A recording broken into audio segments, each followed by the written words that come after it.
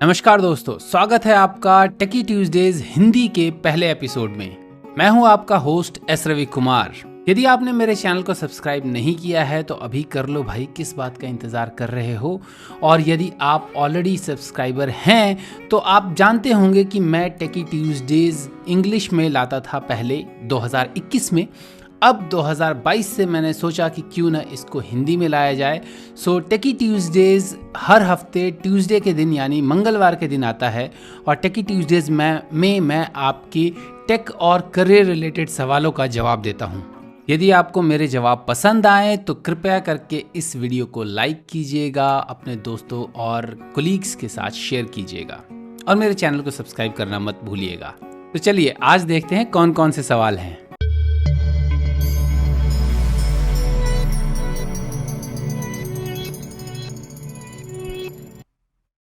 आज का पहला सवाल है शुभम पठानिया द्वारा। वो कहते हैं कि why do most of startup companies prefer Python और Java as go to language instead of C sharp. अर्थात ज़्यादातर नई स्टार्टअप कंपनियां अपने प्रोग्रामिंग के लिए सी शार्प क्यों नहीं यूज़ करती, वो पाइथन या जावा क्यों यूज़ करती हैं। शुभम, इसके लिए तो मैं यही कहूँगा कि इसमें उनका घाटा मेरा कुछ नहीं जाता।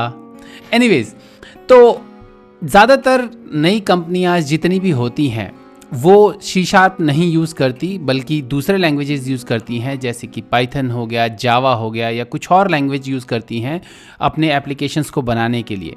उसके पीछे काफ़ी सारे कारण हो सकते हैं, लेकिन जो पॉपुलर कारण है, जो मेरे ख्याल से 2 पॉपुलर कारण हैं, वो इस प्रकार से हैं। पहला कारण तो ये कि ज़्यादातर स्टार्टअप जो हैं वो फ्रेश कॉलेज ग्रेजुएट्स या जिन्होंने अभी अभी कॉलेज पास किया होता है उनके द्वारा शुरू किए जाते हैं और वो इसलिए सी शार्प नहीं यूज़ करते क्योंकि सी शार्प उनको पढ़ाया ही नहीं जाता। वो जिस चीज़ में कंफर्टेबल होते हैं, जिस लैंग्वेज में कंफर्टेबल होते हैं, वो उस लैंग्वेज में शुरू करते हैं। जैसे जावा जो है वो कई कॉलेजेस में, most of the engineering colleges में बहुत ही प्रोफिशिएंटली लगभग हर दूसरे तीसरे सेमेस्टर में पढ़ाया जाता है या जितने भी एग्जाम्पल्स हैं वो जावा में कराए जाते हैं। और यही चीज़ पाइथन के साथ भी लागू होती है क्योंकि पाइथन को भी कहा जाता है कि वो सबसे ईजीएस्ट लर्निंग प्रोग्रामिंग लैंग्वेज है। इस वजह से भी बहुत लोग पाइथन में भी ये काम करते हैं। और दूसरा यह है कि पिछले कुछ सालों से मशीन लर्निंग की वजह से पाइथन जो है वो बहुत ज़्यादा पॉपुलर हो चुका है। तो वो हर जो आपके पॉपुलैरिटी इंडेक्स है उसमें देखते हैं कि टॉप पे पाइथन है तो वो पाइथन यूज़ करते हैं और पाइथन सीखते हैं अपने कॉलेज में। इसी वजह से वो जावा या पाइथन यूज़ करते हैं। और बहुत सारे कॉलेजेस में, बहुत सारे टीचर्स में, बहुत लोगों में ये मिसकंसेप्शन है कि अगर आप सी शार्प और डॉट नेट यूज़ करेंगे अपने प्रोडक्ट को डेवलप करने के लिए या अपने एप्लीकेशन को डेवलप करने के लिए तो आपको माइक्रोसॉफ्ट को लाइसेंसिंग फ़ीस देनी पड़ेगी। या आप कोई वेब एप्लीकेशन बनाते हैं तो उसको होस्ट करने के लिए आपको विंडोज़ में ही होस्ट करना पड़ेगा, जिसकी होस्टिंग जो है वो कॉस्टली होती है। जबकि ऐसा नहीं है। ज़्यादातर डॉट नेट कोर में अगर आप एप्लीकेशन बनाते हैं तो वो आपका विंडोज़ की जगह आप लिनक्स वगैरह पर भी होस्ट कर सकते हैं। तो ये तो हो गया पहला कारण कि वो ज़्यादातर इसलिए पाइथन या जावा चूज़ करते हैं स्टार्टअप ओनर्स, बिकॉज वो अपने कॉलेज से यही सीखे होते हैं और वो उसमें कंफर्टेबल होते हैं। क्योंकि नए बच्चे होते हैं, उन्होंने कॉलेज से जो चीज़ सीखी होती है वो उसी में कंफर्टेबल होते हैं और ईजिली, जैसे कि मैं आज की डेट में सी शार्प में बहुत ज़्यादा कंफर्टेबल हूँ, मुझे कुछ भी नया करना होता है मैं सी शार्प में करता हूँ। उसी तरीके से वो हैबिचुअल होते हैं अपने पाइथन या जावा जो भी उन्होंने कॉलेज में सीखा होता है, जिसमें कि उनका हाथ बैठा होता है, वो उसमें हैबिचुअल होते हैं, इसलिए वो उस प्रोग्रामिंग लैंग्वेज को यूज़ करते हैं अपना एप्लीकेशन या प्रोडक्ट बनाने के लिए। दूसरा कारण यह है कि ज़्यादातर सी शार्प डेवलपर, जो प्रोफेशनल सी शार्प डेवलपर होते हैं, वो चूंकि एंटरप्राइजेस में काम करते हैं और उनके पास एंटरप्राइजेस में काम करने की वजह से वो अच्छी सैलरी पर होते हैं या अच्छे पैकेज पर होते हैं।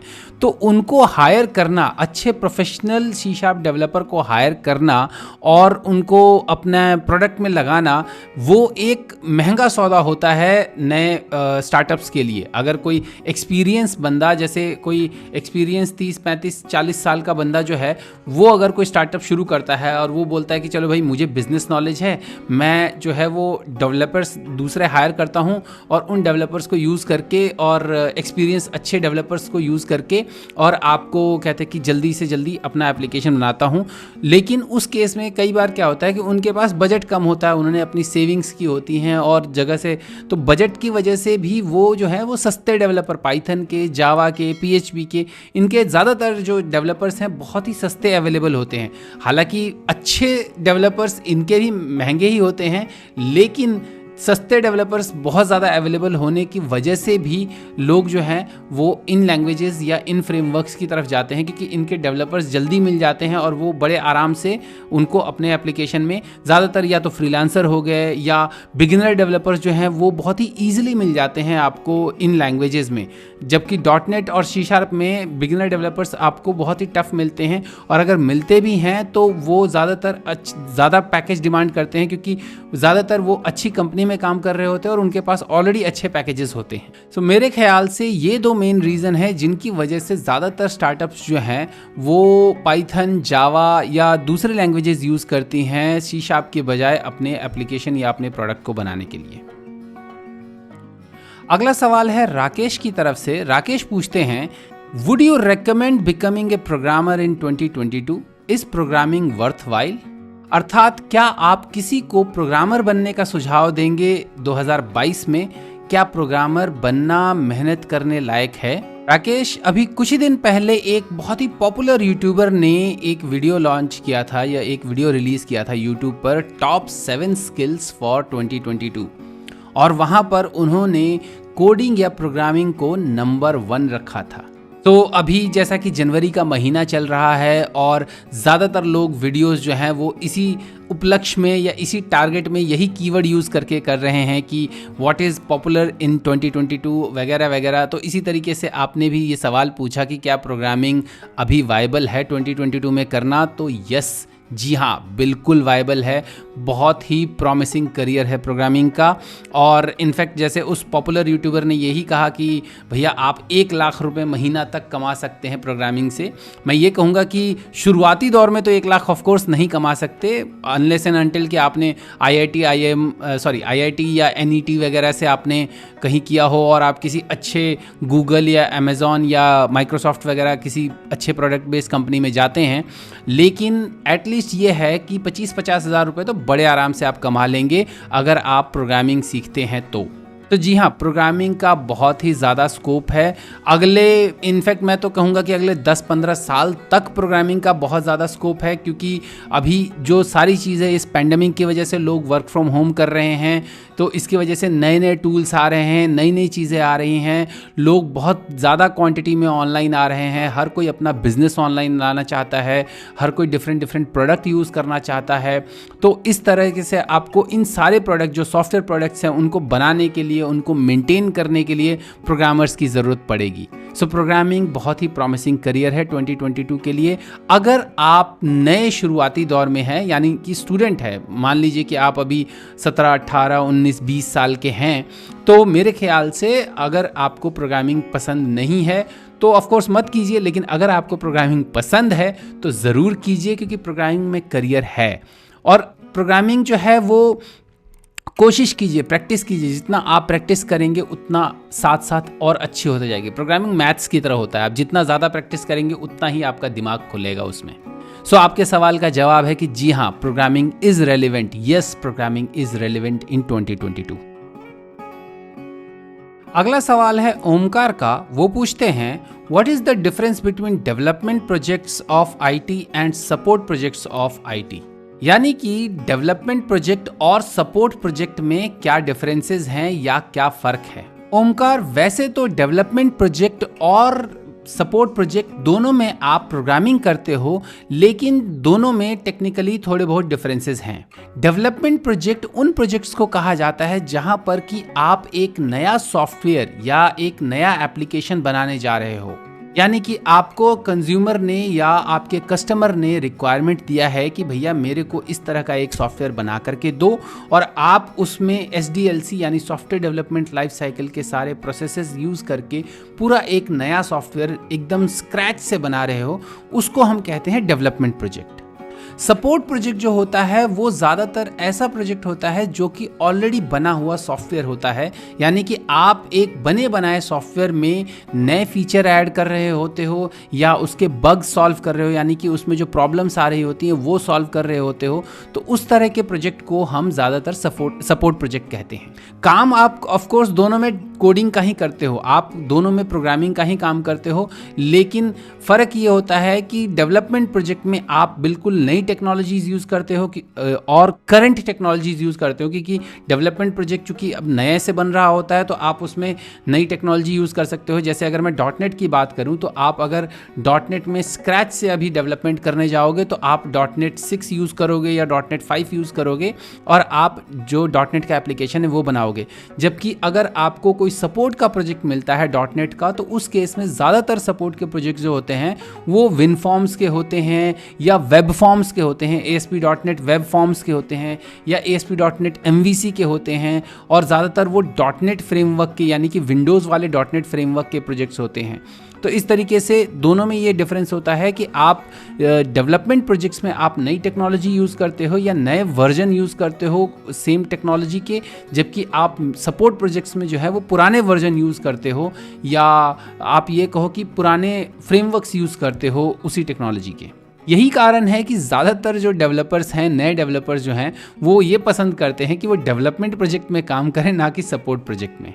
कई डेवलपर्स को ये गलतफहमी भी होती है कि सपोर्ट प्रोजेक्ट में कुछ सीखने को नहीं मिलेगा, क्योंकि सब कुछ तो बना बनाया है।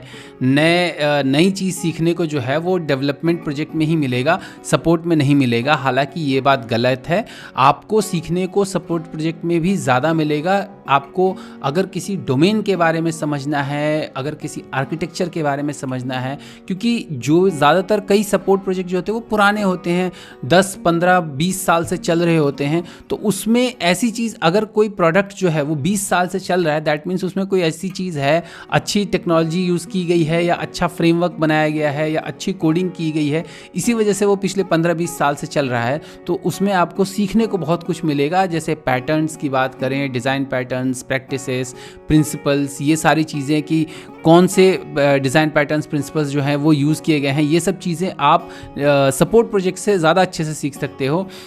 जो आपका डेवलपमेंट प्रोजेक्ट है उसमें ज़्यादातर आपको वर्क फिनिश करने के टारगेट में लगा दिया जाता है कि हाँ भाई जल्दी से जल्दी मुझे इस माइलस्टोन को कंप्लीट करना है, यानी MVP रिलीज़ करना है या फिर MVP के बाद मुझे ये फीचर रिलीज़ करना है वगैरह वगैरह, इस तरीके से। तो आपको ज़्यादा फोकस जो है वो सीखने की बजाय इम्प्लीमेंटेशन पे ज़्यादा फोकस दिया जाता है। जबकि जब भी आप कोई सपोर्ट प्रोजेक्ट ज्वाइन करोगे तो पहले आपको सीखने में टाइम दिया जाएगा कि आप पहले उस प्रोजेक्ट को समझो, सीखो, उसमें जो टेक्नोलॉजी यूज़ की गई है, जो फ्रेमवर्क के जो पैटर्न्स यूज़ किए गए हैं, उन सबको समझो और उस हिसाब से उसमें चेंजेस करो।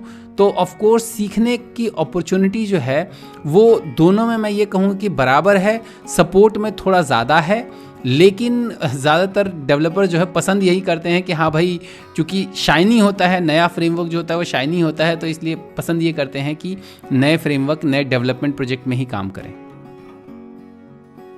अगला सवाल है सौरभ का। वो पूछते हैं, how long does it take to build a career in web development? After how many years और months of learning can I start earning? यानी कि वेब डेवलपमेंट में करियर बनाने में कितना समय लगता है और मैं कितनी जल्दी इससे पैसे कमा सकता हूँ? सौरभ, सच बताऊं तो ये पर्सन टू पर्सन डिपेंड करता है। ये आपकी अपनी काबिलियत है कि आप कितनी जल्दी वेब डेवलपमेंट सीखते हैं, कितनी जल्दी उसको शोकेस करते हैं अपने नॉलेज को, और कितनी जल्दी आप लोगों में अपना जो है वो एक पहचान बना पाते हैं कि हाँ भाई आपको वेब डेवलपमेंट आता है, ताकि वो आपको काम दें और उस काम के पैसे दें। तो ये आपकी काबिलियत पे फ़र्क पड़ता है, लेकिन ये कहूँगा कि अगर कोई अच्छे से करे तो 6 महीने के अंदर वेब डेवलपमेंट सीख करके पैसे कमाना शुरू कर सकता है वो फ्रीलांसिंग के थ्रू। ज़्यादातर जैसे फ्रीलांसिंग के वेबसाइट्स होते हैं वहाँ पर वो बड़े आराम से 6 महीने के अंदर, कोई भी 6 महीने से 8 महीने के अंदर फ्रीलांसिंग के थ्रू आप पैसे कमा सकते हैं। लेकिन अगर आप नौकरी की बात करते हैं कि आप वेब डेवलपमेंट सीख करके नौकरी करना चाहते हैं किसी कंपनी में, तो उसके लिए ऑफ कोर्स आपको पहले कहीं से आईटी की कोई डिग्री वगैरह लानी पड़ेगी, बिकॉज बिना डिग्री के ज़्यादातर इंडियन कंपनीज जो हैं वो लेती नहीं हैं। लेकिन उसके साथ अगर आप सीखते हैं, कोई सर्टिफिकेशन वगैरह करते हैं और साथ ही आप शोकेस करते हैं, यानी कि पब्लिकली शोकेस करते हैं, ओपन सोर्स एप्लीकेशन में कंट्रीब्यूट करते हैं, ब्लॉग्स वगैरह लिखते हैं, यानी आप अपना अगर एक पर्सनल ब्रांड बनाते हैं और अपने आप को शोकेस करते हैं कि हाँ भाई आप एक अच्छे वेब डेवलपर हैं, तो आपको बहुत ही जल्द नौकरी मिल जाएगी। ज़्यादातर मैं बता रहा हूं कि 6 महीने से 1 साल के अंदर आप कमाना शुरू कर सकते हैं। अगला सवाल निकिता पांडे का है। वो पूछ रही हैं कि क्या आप ये सजेस्ट करेंगे कि एक पर्सन को should a person attend a technical interview with full preparation और preparation is gained during interview. अर्थात अगर किसी को टेक्निकल इंटरव्यू देना है तो ये क्या वो पूरी तैयारी के साथ जाए या कि इंटरव्यू देते देते तैयारी करें? निकिता, आपको दोनों चीज़ें करनी चाहिए। दोनों चीज़ें यानी कि आप इंटरव्यू देने तो ऑफ कोर्स अपनी तरफ से पूरी तैयारी करके जाएं, लेकिन आप इंटरव्यू देते देते भी तैयारी करें।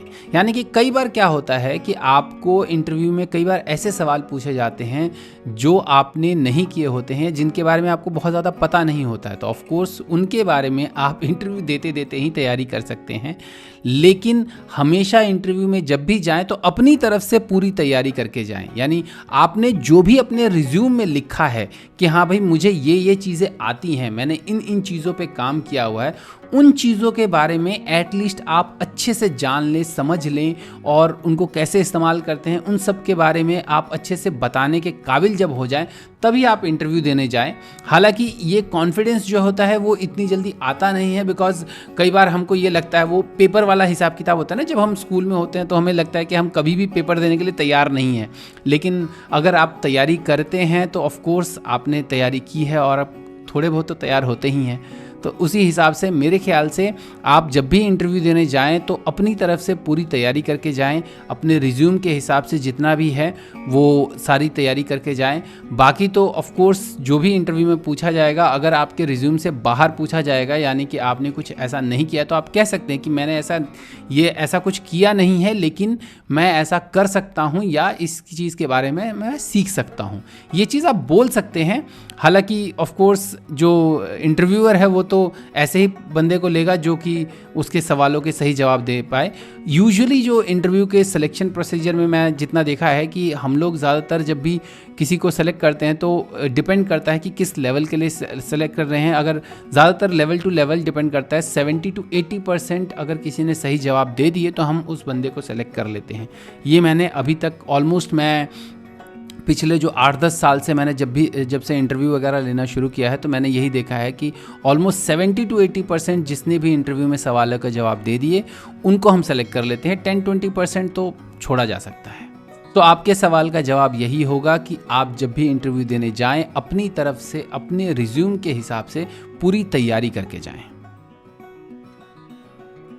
तो ये थे इस हफ्ते के टेकी ट्यूजडेज हिंदी के आपके सवालों के जवाब। यदि आप अपने सवालों को टेकी ट्यूजडेज हिंदी के अगले एपिसोड में ऐड करना चाहते हैं तो आप अपने सवालों को किसी भी सोशल मीडिया प्लेटफॉर्म पर मुझे दे सकते हैं और हैशटैग लगाइए टेकी ट्यूजडेज।